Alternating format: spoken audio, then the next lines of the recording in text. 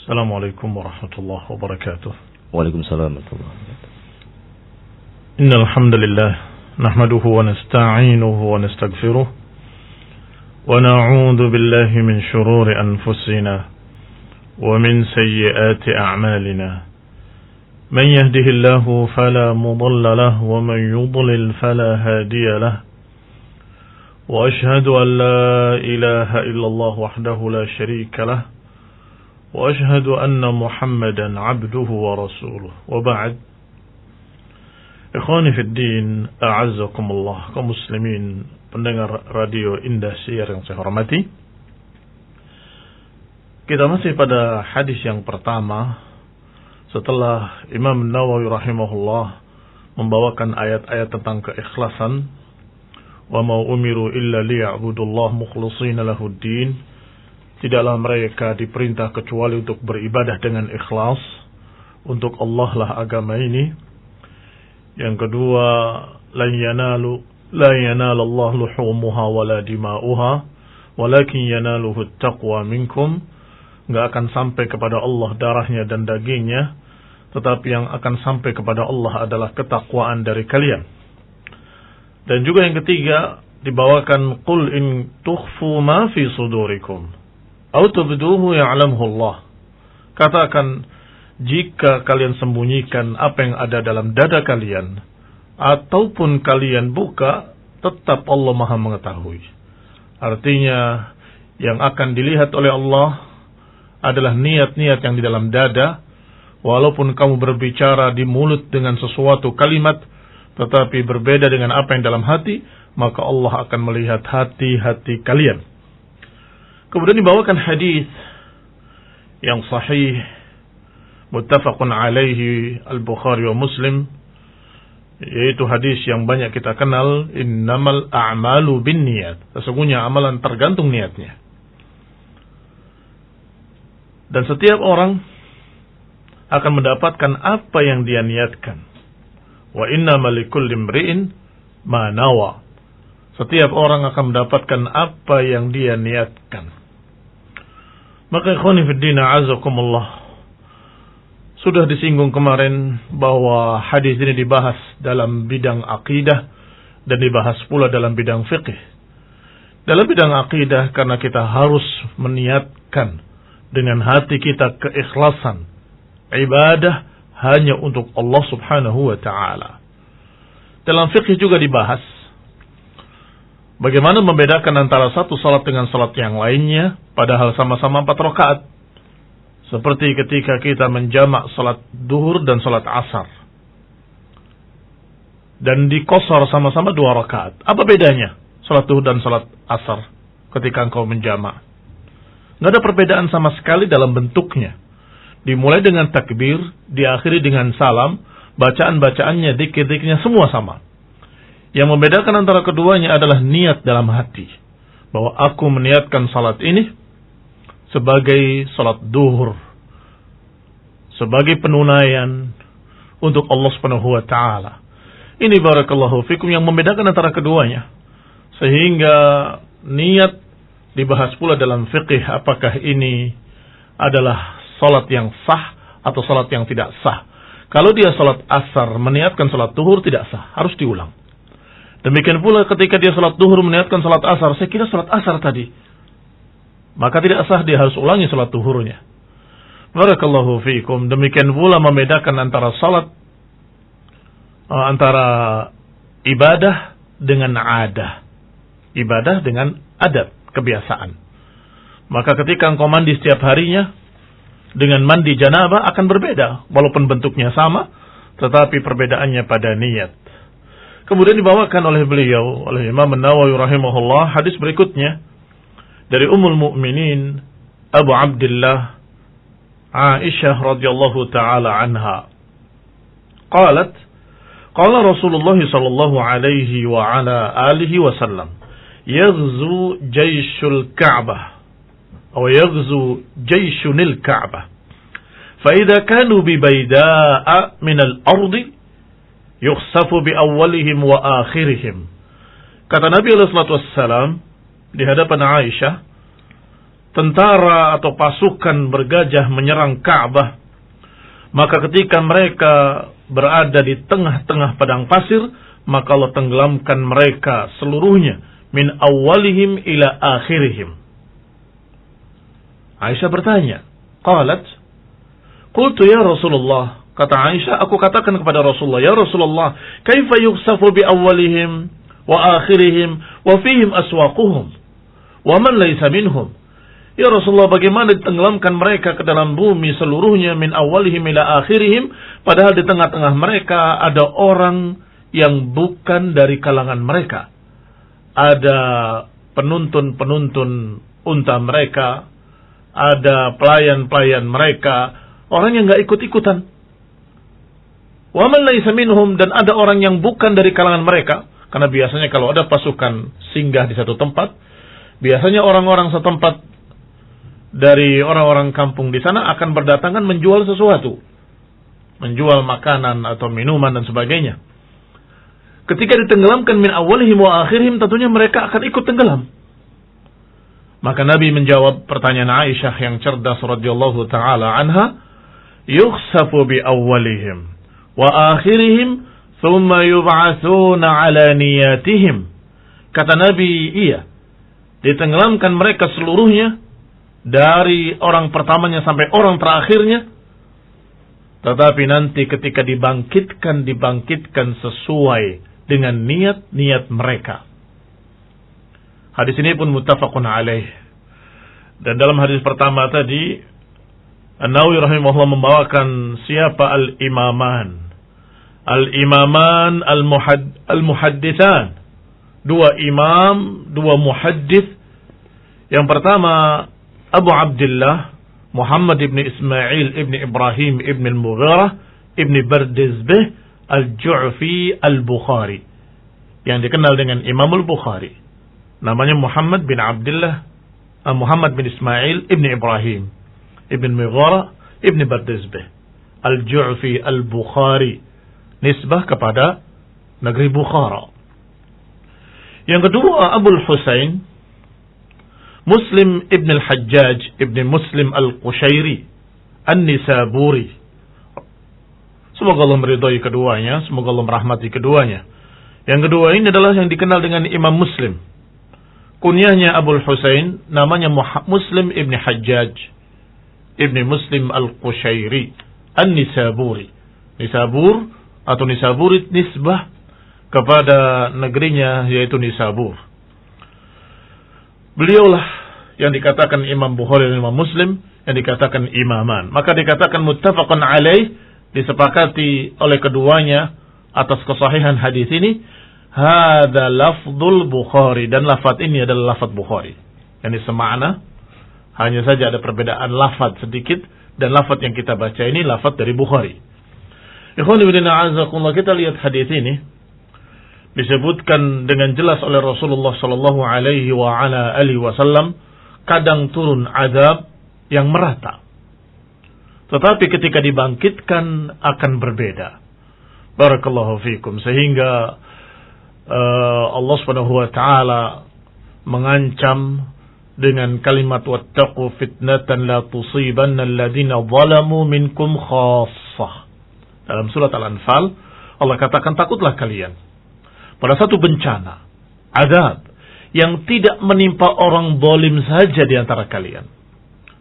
Maknanya tidak akan menimpa orang zalim saja, akan merata, menimpa semua manusia. Artinya, wahai kaum muslimin, hendaklah kalian takut pada satu azab yang akan ditimpakan secara merata. Maka kalian jangan berkata itu urusan mereka, mau syirik, mau kafir, mau berbuat munkar, mau bermaksiat, saya nggak peduli. Jangan. Karena ketika turun azab, kamu ikut terkena azab.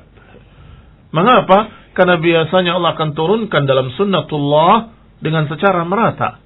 Walaupun memang nanti akan ada perbedaan-perbedaan ketika dibangkitkan. Yang memang layak diazab dari orang-orang kafir, tentunya dibangkitkan dalam keadaan tercela, terhina, dalam keadaan mereka kafir. Tetapi kaum muslimin tentunya dibangkitkan dalam keadaan muslimin. Apakah mereka ketika datangnya bencana mereka sabar atau tidak sabar? Kalau sabar ada nilainya, tidak sabar juga ada kerugiannya, tetapi mereka tetap dihisab sebagai muslimin. Ikhwani fillah azakumullah, para pendengar yang saya hormati. Maka dengan demikian, ketika datangnya satu bencana, apakah bencana dari apa yang Allah takdirkan dari bentuk-bentuk bencana alam, atau wabah-wabah seperti wabah pandemi sekarang ini dan lainnya, maka itu memang kadang merata, tetapi akan berbeda pada setiap orang. Bagi sebagian ini turun untuk mengadab mereka, tapi bagi sebagian yang lain sebagai ujian untuk menguji mereka apakah sabar atau tidak sabar. Bagi yang lain akan menjadi penghapus dosa, karena mereka orang muslim mukmin taqi. Maka ketika mereka terkena bencana ini dan terkena kerugiannya paling tidak, kemudian dia sabar, akan menjadi penghapus dosa-dosa mereka. Dan demikian keadaannya, sehingga tidak bisa diratakan dengan kalimat bahwa ini azab atau ini ujian. Karena masing-masing, bagi sebagian orang sebagai ujian, bagi sebagian lain sebagai azab, bagi sebagian lain teguran dari Allah Ta'ala, diingatkan agar mereka segera bertaubat. Maka ikhwan fillah azakumullah, ini pun berkait dengan niat, karena lafadznya dalam hadis ini, tsumma yub'atsuna ala niyatihim, kemudian mereka dibangkitkan sesuai dengan niat-niat mereka.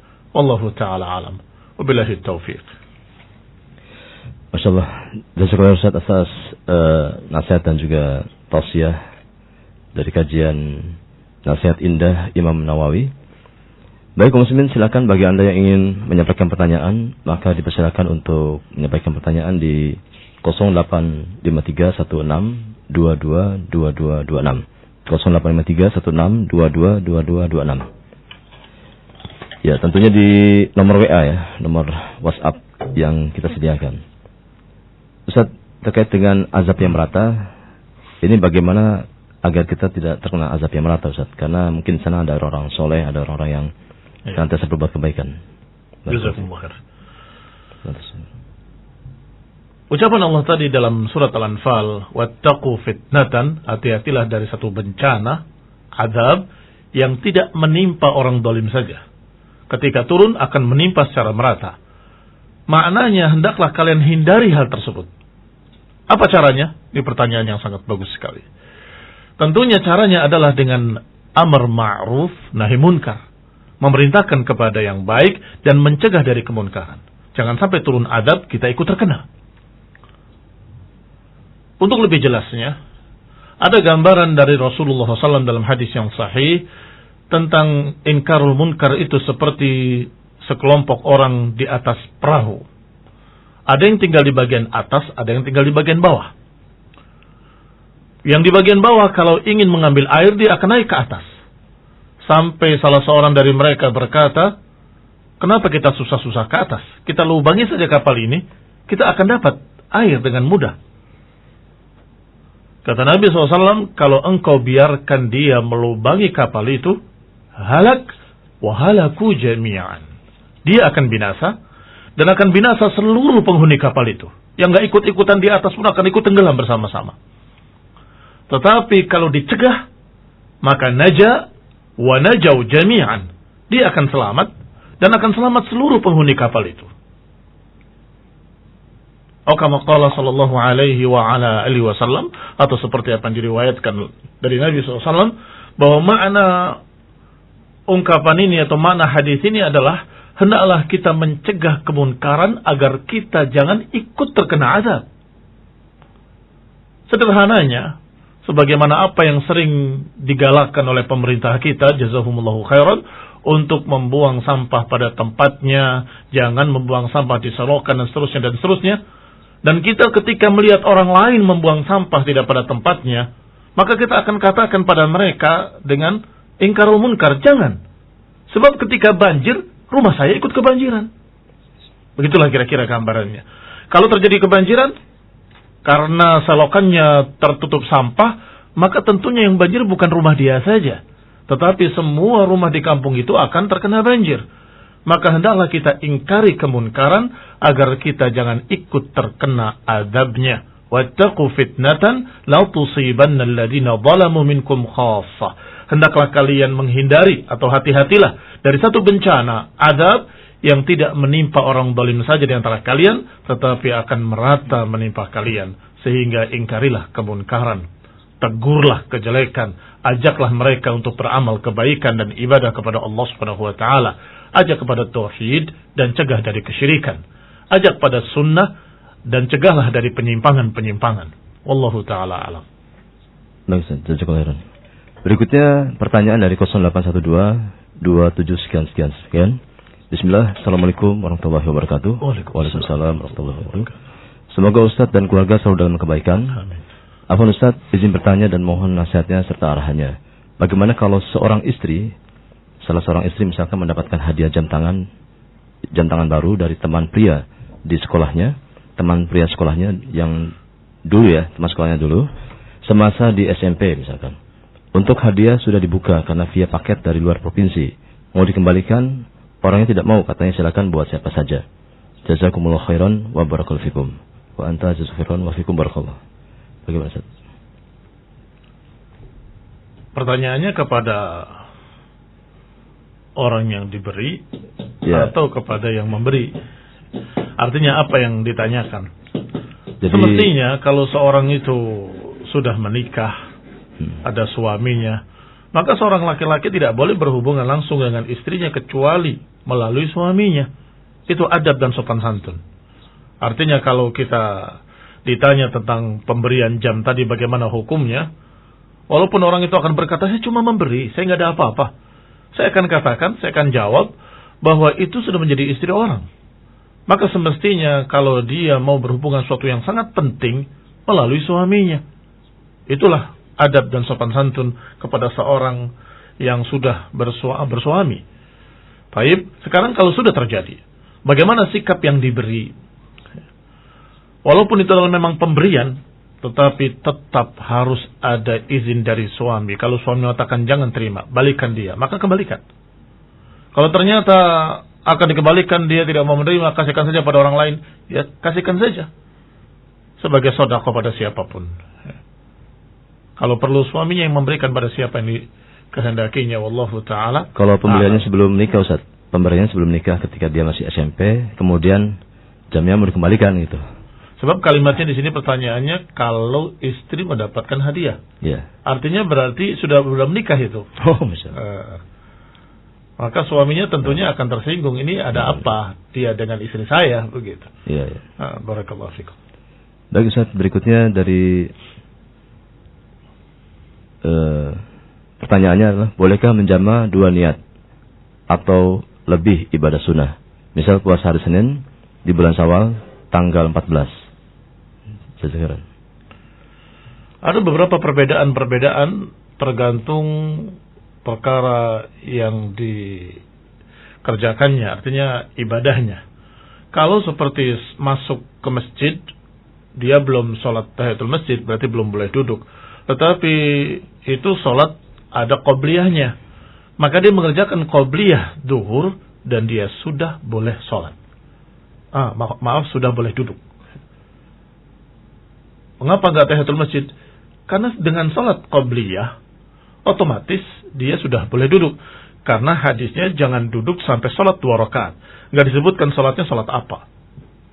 Tetapi kalau itu adalah ibadah yang tertentu, seperti sholat duhur dengan sholat asar. Kamu mengerjakan satu sholat, kemudian meniatkan dengan, saya niat sholat duhur dan sholat asar sekaligus. Ya enggak boleh. Demikian pula ibadah-ibadah tertentu lainnya.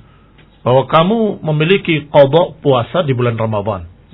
Kemudian ingin qadha dan kemudian diniatkan sekaligus untuk puasa Syawal. Ya nggak bisa, karena itu ibadah yang berbeda.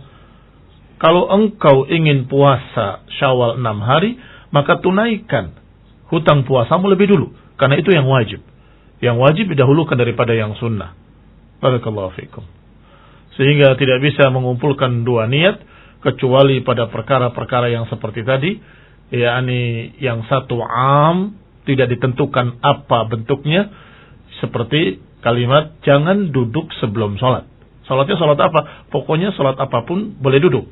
Maka ketika kamu datang sudah sholat dimulai, ke masjid, kamu ikut masbuk salat wajib, ya sudah boleh duduk. Atau kalau datang kamu salat qabliyah, sudah boleh duduk.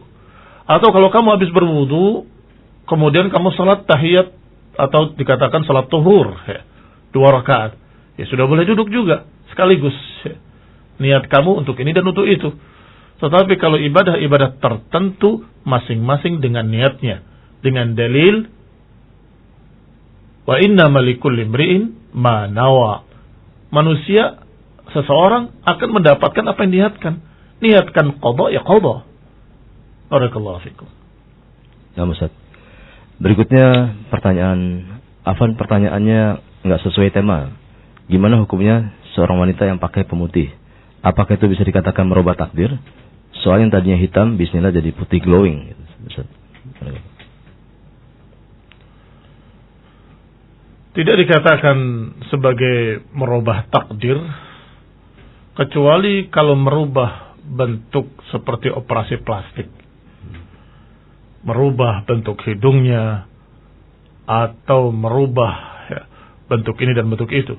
Tetapi kalau memutihkan wajah, atau mewarnai rambut, dan sebagainya, selain hitam tentunya ya, karena hitam dilarang, maka itu tidak dikatakan dengan merubah takdir. Wallahu ta'ala a'lam. Nah, Ustaz.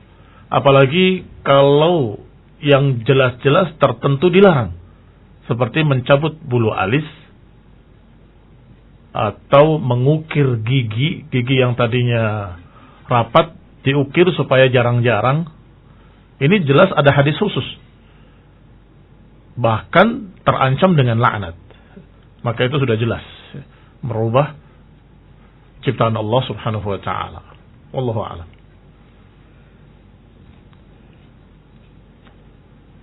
Berikutnya Ustaz, dari 0818 06 sekian. Bismillah. Semoga Allah merahmatimu Ustaz. Bagaimana menjaga niat untuk terus lurus untuk Allah? Jazakallahu khairan wa antum jazakallahu khairan. Masya Allah. Pertanyaan yang berat. Karena Imam Ahmad rahimahullah sendiri berkata, yang paling sulit bagiku adalah menjaga niat. Setiap aku berusaha untuk meluruskan niat, tiba-tiba datang fitnah berikutnya.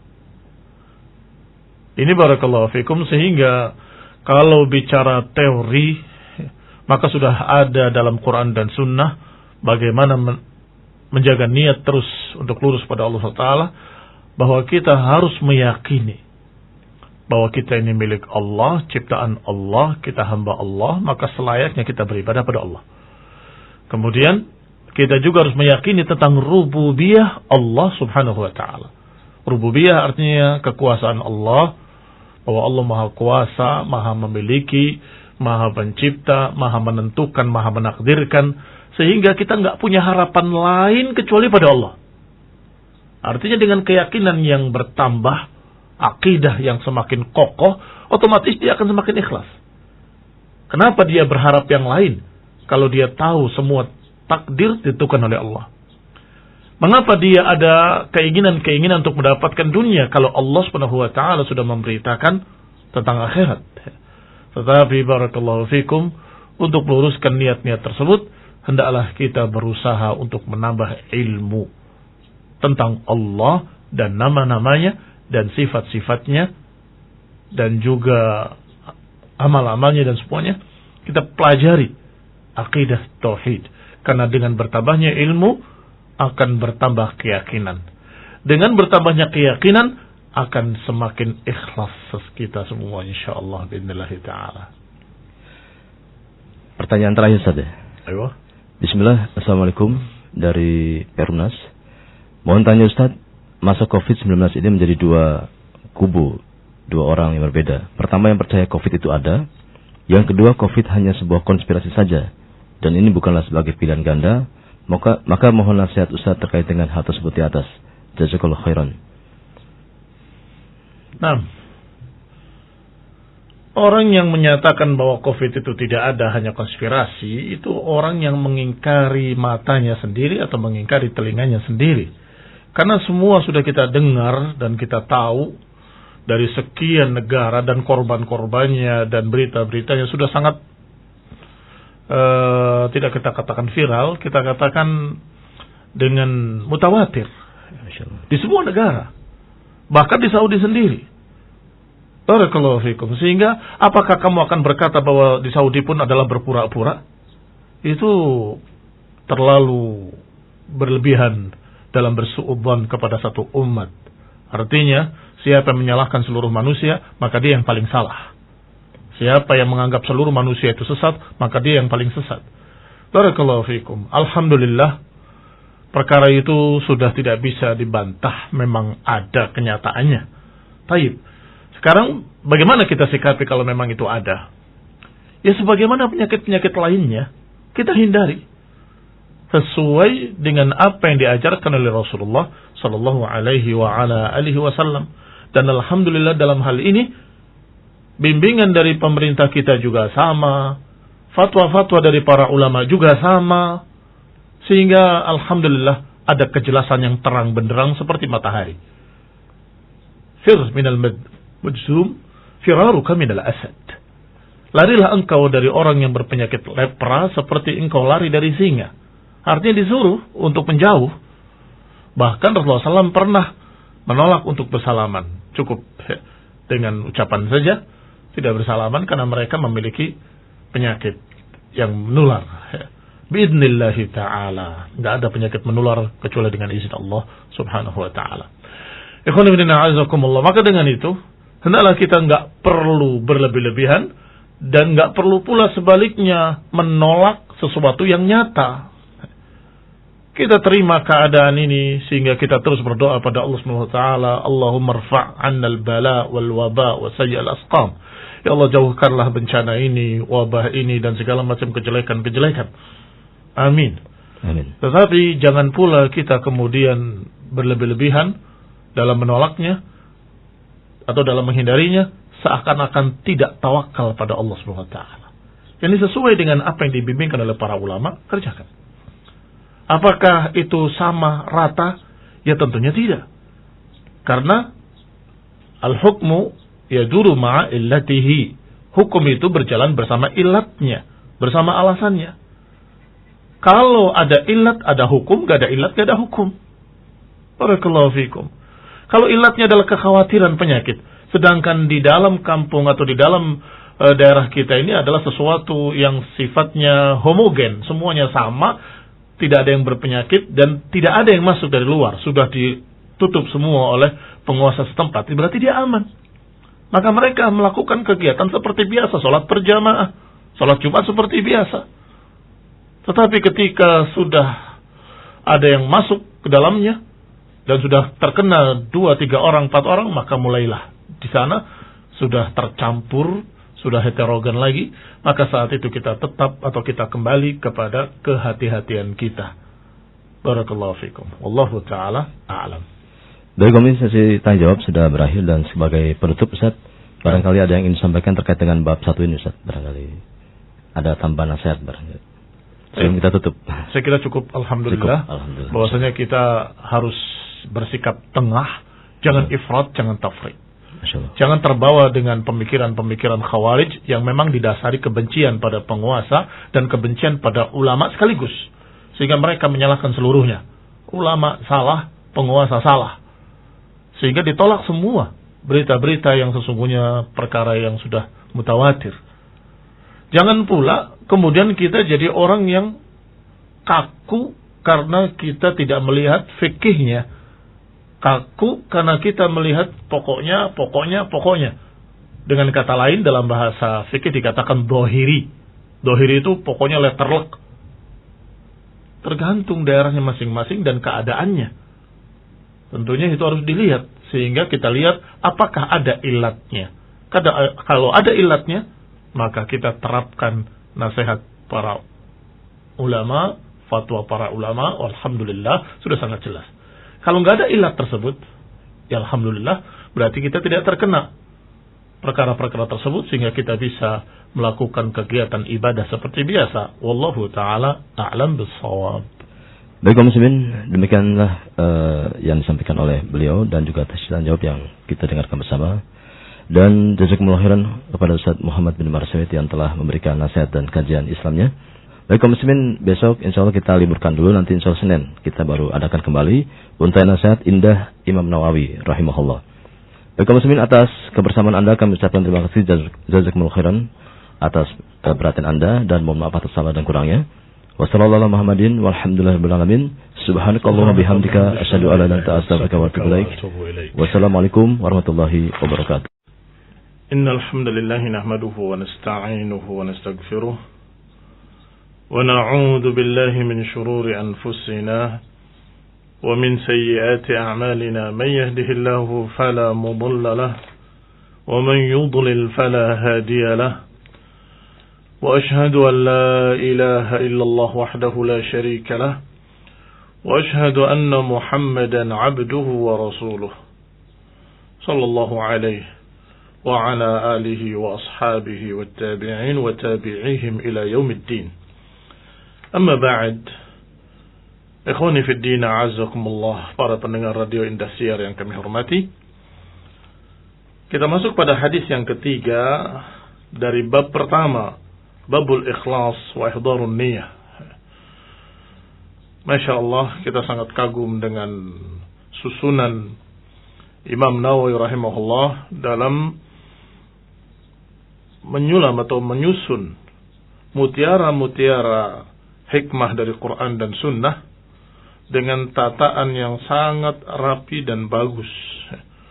Dikumpulkan dalam Babul Ikhlas ayat Allah Subhanahu wa taala tentang keikhlasan. Wa ma umiru illa liya'budullah mukhlishina lahuddin. Bahwa kita tidak diperintah kecuali untuk beribadah dengan ikhlas. Dibawakan pula ayat yang berkait dengan masalah bahwa yang diterima oleh Allah Subhanahu wa taala bukan dagingnya, bukan darahnya dari korban-korban kalian, tetapi apa yang ada di dalam dada, yaitu ketakwaan. Itu pada ayat kedua. Demikian pula pada ayat ketiga tentang masalah Allah Maha melihat. Qul in tukhfu ma fi sudurikum aw tubdu ya'lamhu Allah. Katakan, apa yang kalian sembunyikan dalam dada-dada kalian ataupun yang kalian tampakkan, semua Allah tahu.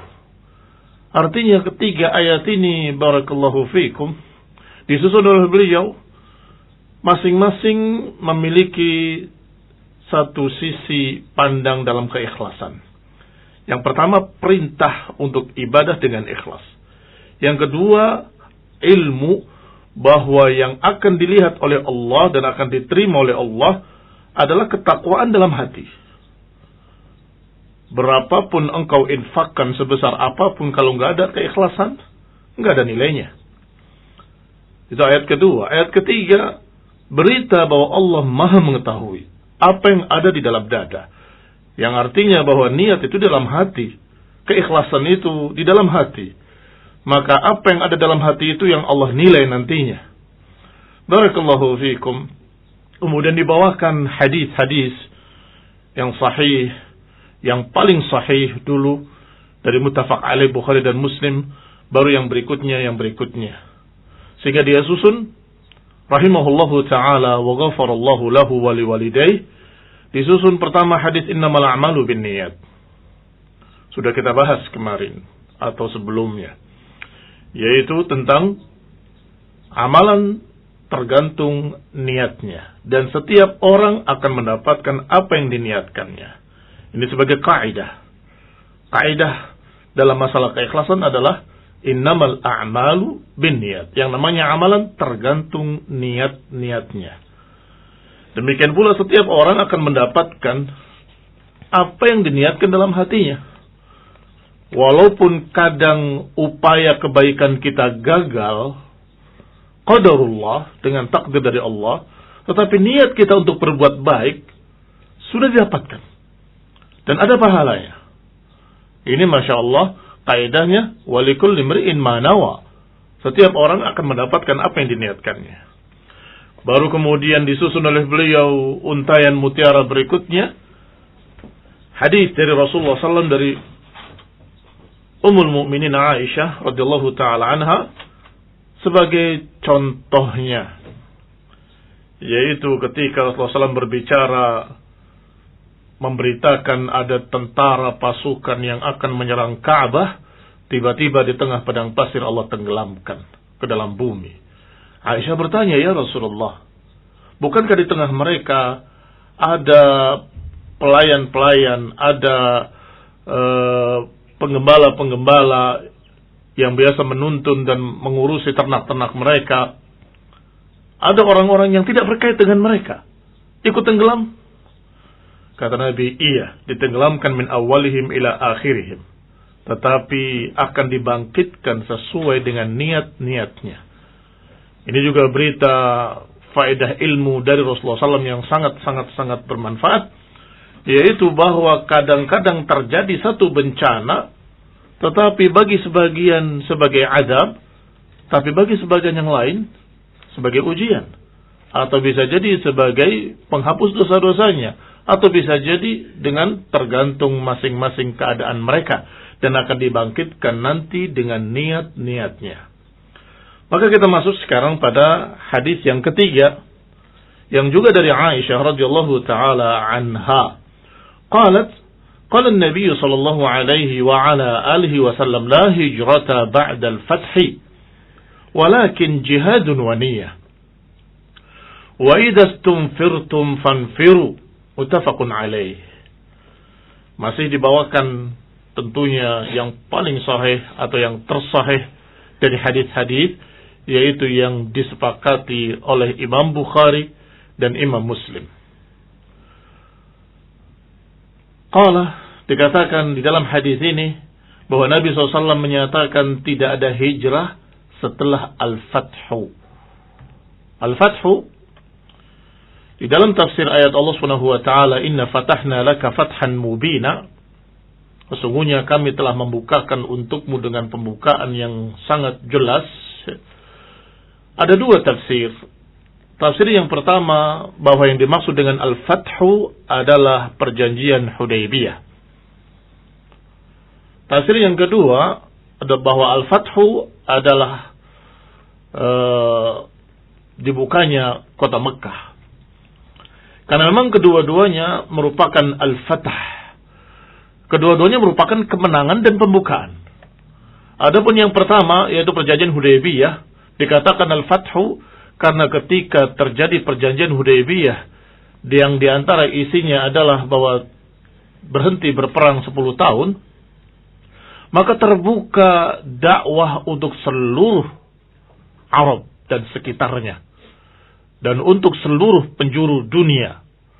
Sehingga Rasulullah SAW ketika sejak Hudaybiyah itu mengutus utusan-utusan mendakwahi Raja Qibti di Mesir, Raja Najasyi, Raja Romawi Persia, diutus orang-orang untuk membawa risalah dakwah, surat ajakan dakwah.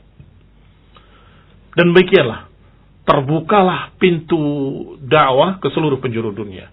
Dan bisa dibuktikan sejak Hudaybiyah sampai Fathu Mekah, itu perubahan jumlah kaum muslimin naik drastis.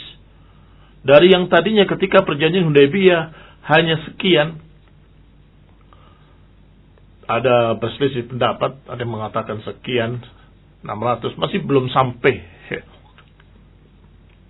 1.600 atau 1.500. Belum sampai 2.000. Itu dalam perjanjian Hudaybiyah. Tetapi setelah Fathu Mekah, kaum muslimin sudah berjumlah 12.000 lebih. Itu menunjukkan bahwa Al-Hudaybiyah adalah Al-Fath. Kemudian yang kedua, Fathu Mekah disebut Fatah karena memang terbukanya kota Mekah. Idza jaa nasrullahi wal fath, fara'aitan nas yadkhuluna fi dinillahi afwaja. Kata Allah, dan ketika kami berikan kemenangan dan pembukaan kota Mekah, maka kamu lihat manusia masuk ke dalam agama Allah berbondong-bondong, bergelombang-gelombang.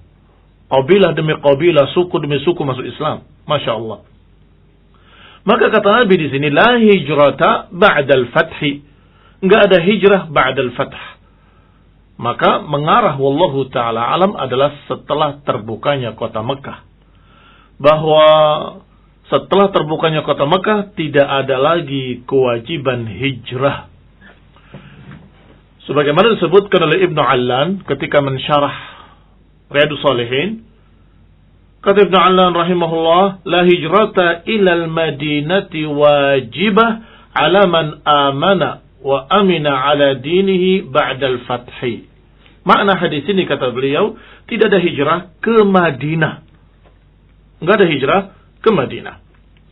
Atas siapa yang beriman dan dalam keadaan aman di negerinya, tidak ada kewajiban untuk hijrah ke Madinah ba'dal fathi. Artinya kewajiban hijrah ke Madinah secara khusus sudah tidak ada. Karena para ulama menyatakan bahwa kewajiban hijrah dari tempat yang dia tidak bisa menegakkan agamanya ke tempat yang dia bisa menegakkan agamanya, maka tetap diperintahkan. Karena ayatnya masih berlaku. Ketika mereka terbunuh dalam keadaan di tengah-tengah orang kafir, Allah katakan, alam takun ardullahi wasi'atun fatuhajiru fiha. Bukankah bumi Allah itu luas dan engkau bisa hijrah di dalamnya? Ini menunjukkan bahwa siapa yang tidak bisa menegakkan keislaman di negerinya, maka diperintahkan dia untuk hijrah ke tempat yang dia bisa menegakkan agamanya lebih sempurna. Barakallahu fiikum. Tetapi hijrah ke Madinah sudah tidak ada kewajiban lagi. Innama wajabat awalan liqaunil muslimin bil Madinah yawma idin kanu qalilin. Karena yang namanya hijrah ke Madinah itu diwajibkan waktu itu ketika kaum muslimin masih sedikit dan di Mekah mereka tidak bisa menegakkan agamanya, tersiksa, sempit, tidak bisa berbuat untuk agamanya, maka diperintahkan semuanya untuk hijrah. Setelah Fathu Mekah, maka nggak ada lagi hijrah. Walakin jihadun wa niyah. Tetapi jihad dan niat tetap ada. Inilah sisi pendalilan Imam Nawawi rahimahullah ketika beliau membawakan hadis ini, karena berkait dengan kalimat jihadun wa niyah. Jihad memiliki makna perjuangan. Dan perjuangan itu bisa dengan lisan, bisa dengan amalan perbuatan, bisa dengan harta. Dan jihad juga ada dua jenis ya, yang disebutkan diantaranya oleh Ibnu Qayyim di dalam Zadul Ma'ad, bahwa jihad ada jihadun bisayfin wa sinan, dan ada jihad bil lisani wal bayan. Atau kama qala rahimahullahu ta'ala. Jihad dengan pedang dan tombak, dan jihad dengan ucapan dan penjelasan. Barakallahu fiikum. Kedua-duanya disebut jihad.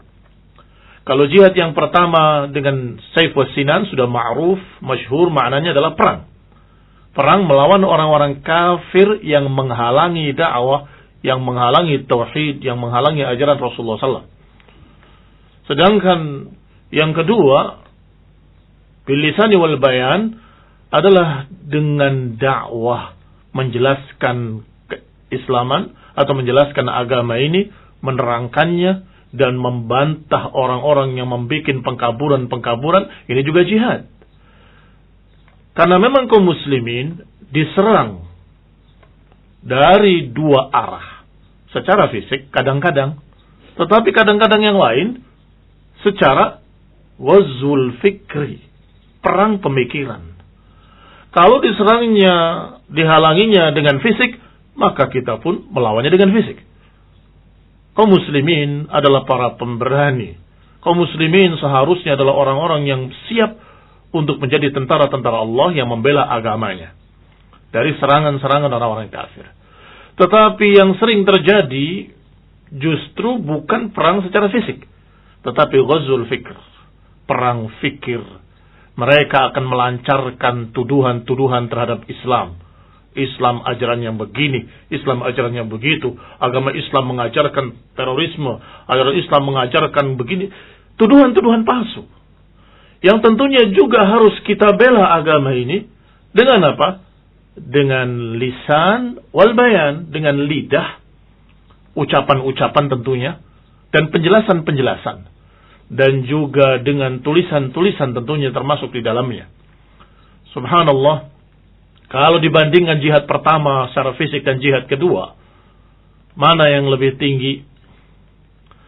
Ikhwan ibn a'azakumullah, kata Syekhul Islam Ibnu Taimiyah rahimahullah, beliau menyatakan bahwa jihad yang pertama disebut jihadul awam, sedangkan jihad yang kedua disebut jihadul khawas. Awam bukan bahasa Indonesia artinya orang awam begitu, bukan, walaupun ada sedikit kesamaan makna. Awam dalam artian umum, jihad umum, artinya setiap orang yang tidak cacat normal bisa mengangkat senjata, pedang dan tombak, maka dia bisa perang, bisa berjihad dengan jihad pertama. Tetapi jihad kedua, kata beliau rahimahullah, jihadul khawas, jihad orang-orang khusus, tidak bisa dilakukan kecuali oleh ahlul ilmi, tidak bisa dilakukan kecuali oleh para ulama, orang-orang yang memiliki ilmu. Maka ini jihadul khawas, jihadnya orang-orang khusus. Ikhwan fillah a'azakumullah, maka jihad yang kedua ini tentunya pada waktunya, maka ini adalah perkara yang sangat istimewa karena tidak bisa dilakukan kecuali orang-orang tertentu saja.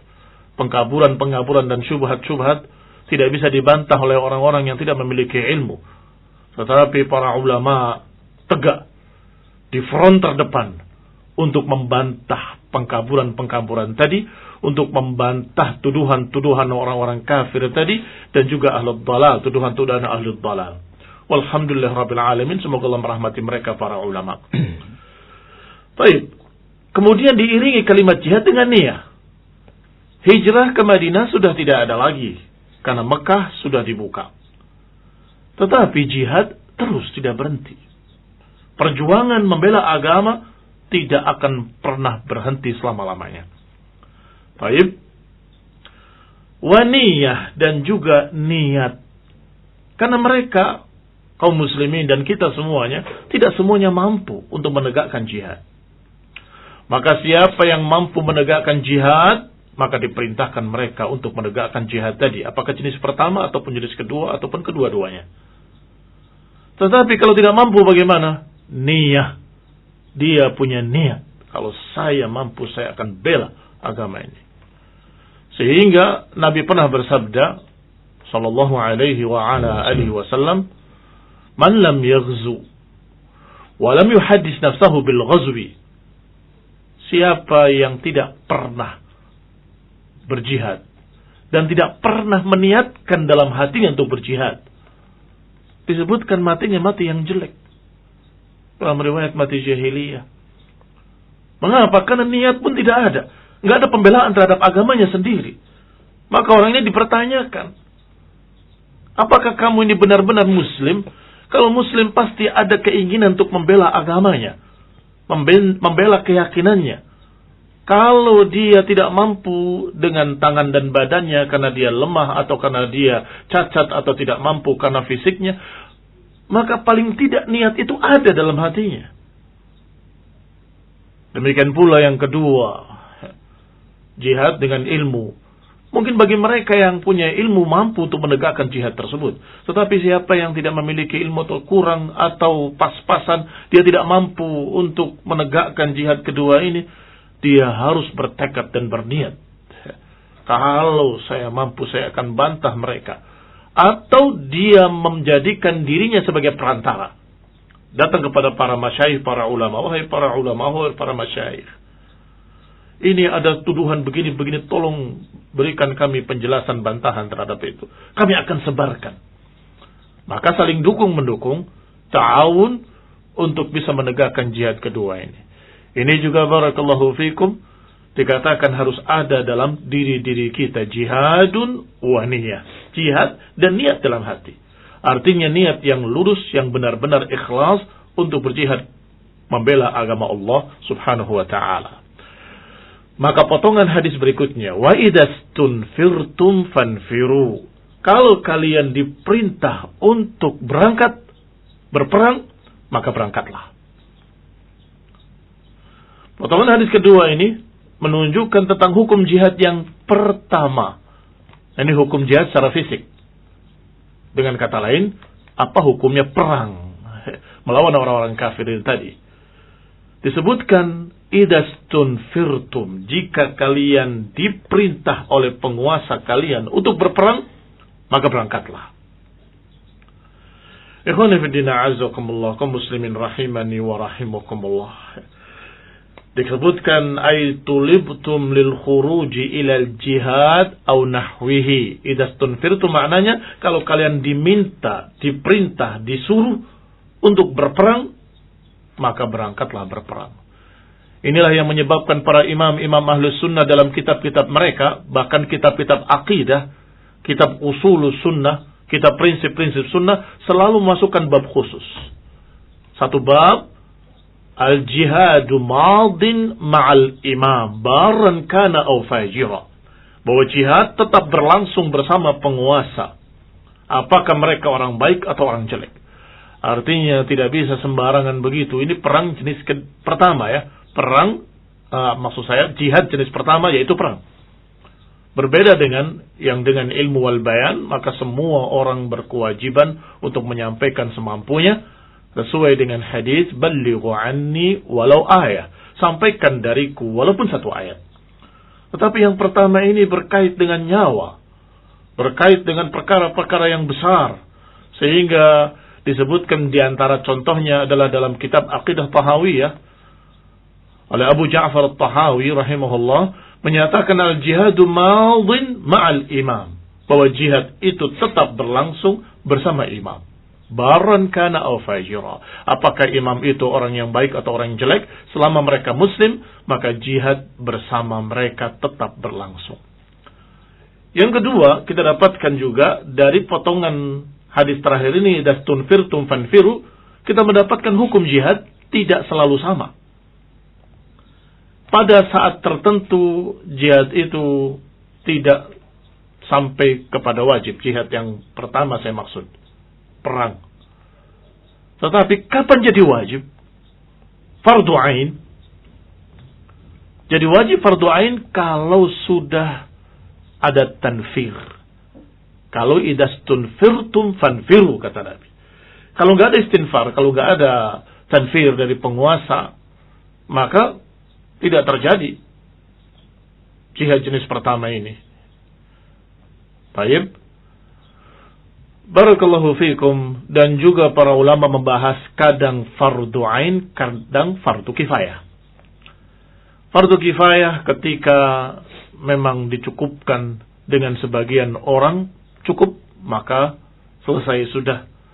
Kewajiban kaum muslimin terwakili oleh tentara kaum muslimin.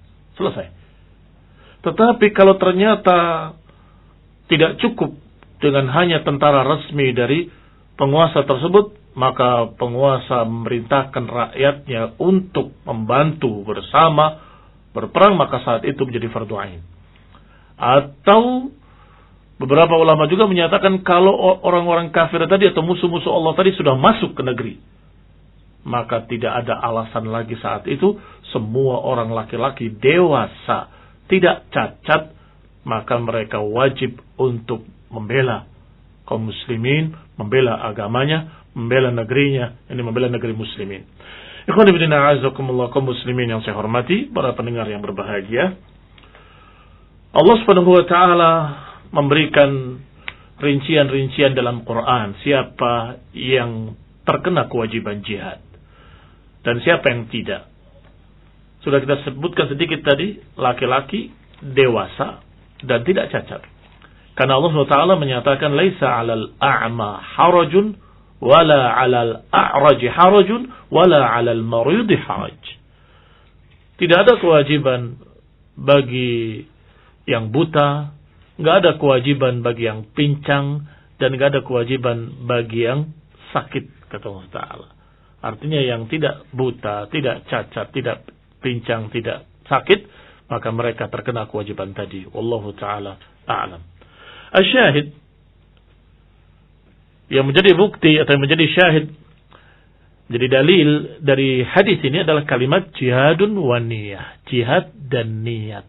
Artinya harus ada keikhlasan dalam hati, meniatkan pembelaan agama karena Allah subhanahu wa ta'ala. Imam An-Nawawi rahimahullah menyebutkan sedikit komentar di dalam hadis yang ketiga ini. Kata beliau, wa ma'nahu la hijratan min Makkah li'annaha sarat daral Islam. Kata An-Nawawi, makna tidak ada hijrah adalah tidak ada hijrah dari Mekah. Karena saat itu Mekah sudah menjadi negeri Islam. Kaum muslimin yang saya hormati, maka dengan demikian selesai hadis yang ringkas dari Aisyah radhiyallahu taala anha tentang jihadun wa niyah. Wallahu taala a'lam bis-shawab. Wassallallahu ala Muhammadin wa ala alihi wa ashabihi wa sallama tasliman katsira. Jazakallahu khairan atas nasihat Ustaz Muhammad bin Marasawet. Dan berikutnya adalah sesi tanya jawab. Silakan bagi Anda yang ingin bertanya. Ya, baik. Kita akan ikuti pertanyaan-pertanyaan dari pendengar. Bismillah dari seorang pendengar ya. Bismillah, assalamualaikum warahmatullahi wabarakatuh. Afwan Ustaz, pertanyaan tidak sesuai dengan materi. Mau bertanya bagaimanakah hukum dan masa nifas wanita yang melahirkan dengan cara sesar? Atas penjelasannya, jazakumullah khairan. Hukum nifas bagi wanita yang melahirkan secara normal ataupun cara sesar tidak berbeda. Karena darah itu adalah darah nifas. Walaupun disesar, tetap setelah selesai sesar, darah itu akan keluar. Sejenis haid atau seperti haid, dia akan keluar terus. Dan biasanya kurang lebih 40 hari. Maka hukumnya sama. Cuma ada pertanyaan dari beberapa orang yang lain. Katanya setelah sesar biasanya lebih ringkas. Lebih pendek. Artinya baru 20 hari sudah berhenti misalnya. Atau 25 hari sudah berhenti. Kalau memang sudah berhenti dan terbukti benar-benar berhenti, maka dia sudah bersih dari nifasnya. Maka dia kembali sholat, kembali berpuasa seperti seorang yang bersih. Tetapi saya katakan dengan tekanan benar-benar bersih, karena beberapa wanita mengira bahwa dia bersih. Dia sholat. Setelah sholat dia lihat, ternyata masih keluar lagi. Kadang sehari itu tidak keluar. Besoknya keluar lagi.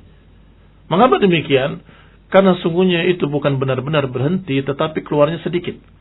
Karena keluarnya sedikit, maka dia masih tertahan di dalam rahimnya. Kalau tertahan di dalam rahimnya, maka dia sepertinya tidak haid. Padahal di dalamnya ada itu, tertumpuk di situ darah sedikit demi sedikit. Setelah agak banyak, dia akan keluar. Begitu. Sehingga beberapa guru-guru kita mengajarkan untuk memeriksanya sampai agak masuk dengan jari atau dengan kain. Kalau dalamnya masih ada, maka dia masih haid. Maaf, masih nifas. Wallahu ta'ala a'lam. Baik Ustaz, berikutnya dari 0812 95 sekian. Afwan Ustaz, apabila kita menjadi makmum masbuk setelah satu rakaat imam salam, terus kita melanjutkan ke rakaat kedua, lalu ada orang yang ikut bermakmum ke kita, apakah kita merubah niat kita? Terus apakah bacaan kita dijahar atau disir apabila sholat maghrib atau isya ketika itu berubah gitu ya? Kalau posisi makmum berada di belakang atau di samping kiri, apakah yang kita lakukan kalau berada di masjid umum? Jazakumullah khairan. Nah, perubahan niat dari makmum menjadi imam atau dari munfarid, dari salat sendirian menjadi imam, itu tidak mengapa, sebagaimana terjadi di kalangan para salaf ataupun yang setelahnya. Sebagaimana pula terjadinya perbedaan niat. Bagaimana perbedaan niat? Artinya imam salat sunnah makmumnya salat wajib, atau sebaliknya imamnya yang salat wajib, makmumnya salat sunnah. Kedua-duanya terjadi. Sebagaimana kejadian saat Mu'adz bin Jabal, bukan Sa'ad. Mu'adz bin Jabal radhiyallahu taala anhu, beliau salat bersama Nabi SAW, salat yang wajib. Kemudian pulang ke kaumnya dan beliau mengimami kaumnya. Tentunya yang namanya salat wajib tidak dilakukan 2 kali. Atau tidak diwajibkan 2 kali. Berarti yang kedua itu adalah salat sunnah. Berarti ketika dia salat mengimami kaumnya, dia salat sunnah. Kaumnya salat wajib. Ini terjadi. Yang kedua yang sebaliknya, yaitu imamnya yang salat wajib, makmumnya yang salat sunnah. Yaitu ketika seorang sahabat yang datang terlambat, radhiyallahu ta'ala anhu, datang ke masjid sudah bubar. Salat jamaah sudah selesai. Maka Rasulullah SAW menyatakan, man yatasaddaq ala hadha, siapa yang mau bersedekah untuk orang ini? Seorang sahabat menyatakan, aku ya Rasulullah SAW.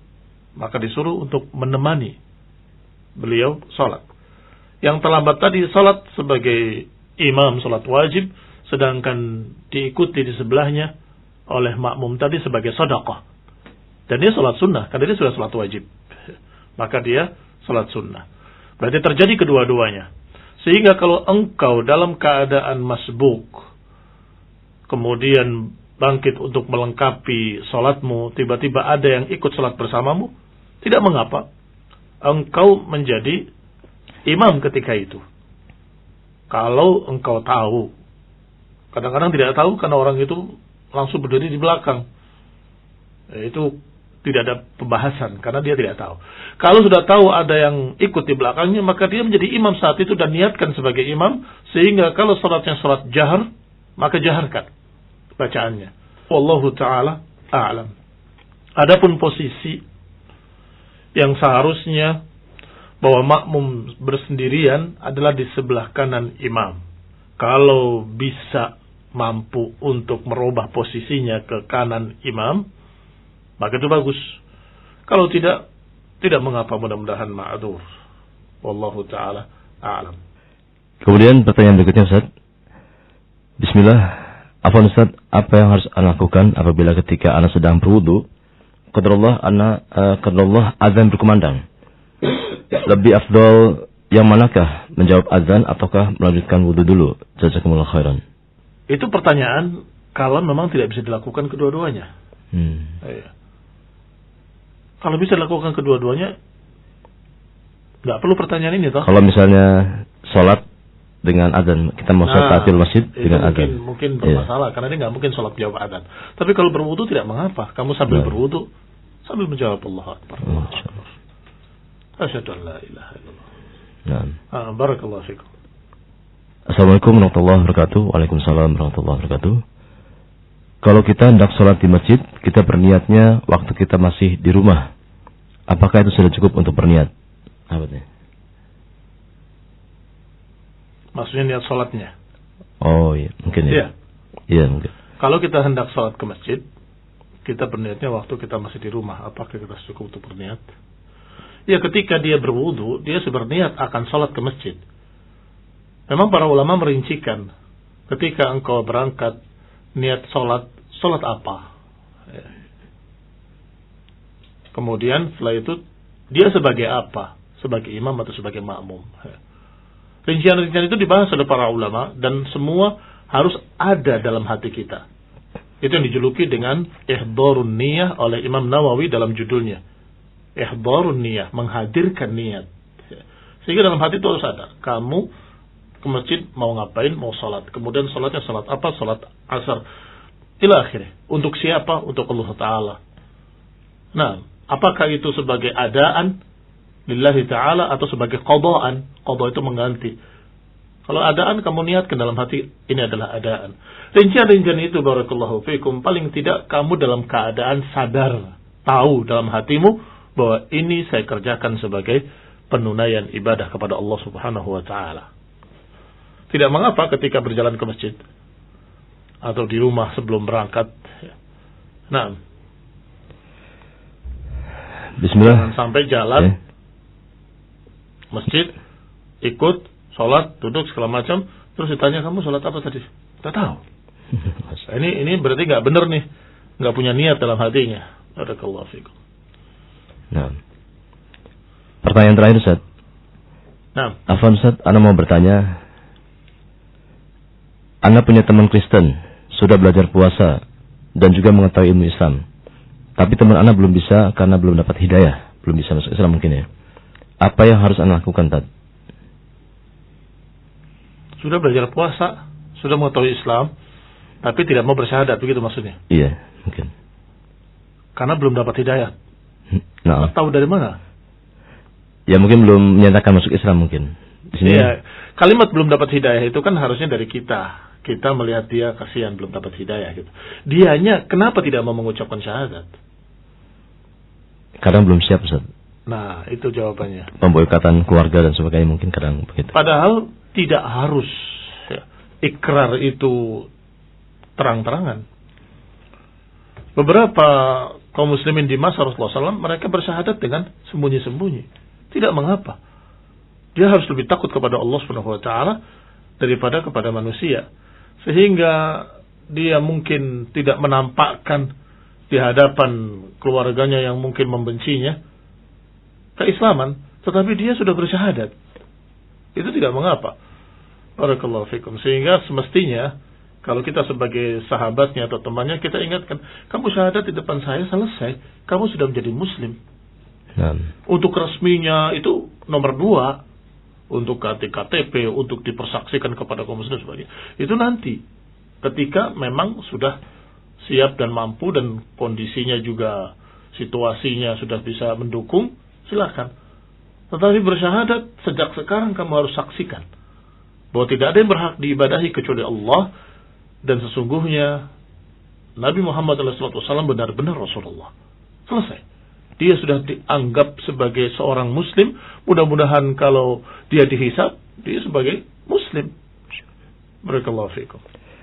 Ya. Jazakallahu Ustaz atas nasihatnya, dan juga untuk barangkali sebagai penutupan, Ustaz. Untuk Baik, jazakumullah khair. Alhamdulillah rabbil alamin. Semoga Allah Ta'ala memberikan kepada kita fawaid dari apa yang kita bahas, dan semoga kita mendapat taufik dari Allah SWT untuk bisa meniti jejak para ulama, para sahabat, dan meniti jejak Rasulullah sallallahu alaihi wa ala alihi wasallam. Wa sallallahu Muhammadin wa ala alihi wa ashabihi wa sallam tasliman katsira. Subhanakallahumma bihamdika asyhadu an la ilaha illa anta astaghfiruka wa atubu ilaik. Wassalamualaikum warahmatullahi wabarakatuh. Waalaikumsalam warahmatullahi wabarakatuh.